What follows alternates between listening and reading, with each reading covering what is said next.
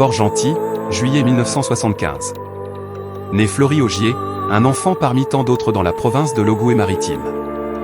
Il ne le sait pas encore, mais sa vie deviendra un cri. Un cri lancé d'abord sur les routes forestières, puis dans les cellules d'isolement américaines, enfin dans les bibliothèques du Canada. Un cri pour son pays, le Gabon. Guide touristique, puis éco-garde en 2004, Flory Augier est d'abord un amoureux de la terre. Mais face à l'injustice, il choisit de se tenir debout. En 2009, il devient militant politique, rejoint la société civile et s'engage contre les coups d'État électoraux à répétition. Ses prises de parole dérangent. Ses convictions lui coûtent la liberté. En 2016, après une nouvelle vague de répression post-électorale, Flory fuit. Direction les États-Unis. Mais là-bas aussi, l'accueil est brutal.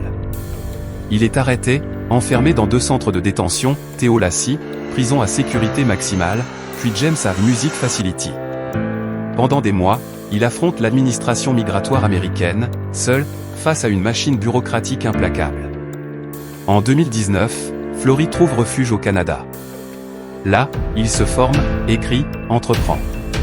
Il fonde les éditions Florissa et Courtenay en hommage à ses filles, et en soutien aux auteurs immigrants francophones. Car pour lui, publier, c'est résister. C'est construire. Mais Flory n'est pas seul. En avril 2017, avec d'autres Gabonais de la diaspora, il rejoint le Gabonese Diaspora for Democracy and Human Rights, un réseau international engagé pour la démocratie au Gabon. Il y côtoie Judith Omanda, Alain-Serge Obam, Jean-Claude Nzamba, Dimitri Ditombi. Tous unis par une même volonté, voir leur pays renaître. De Port-Gentil à Los Angeles, de Libreville à Montréal, le parcours de Flory Augier incarne celui de toute une génération d'exilés engagés. Une génération qui refuse l'oubli, qui transforme l'exil en levier d'action. Car même loin du pays, leur cœur, lui, ne s'exile jamais.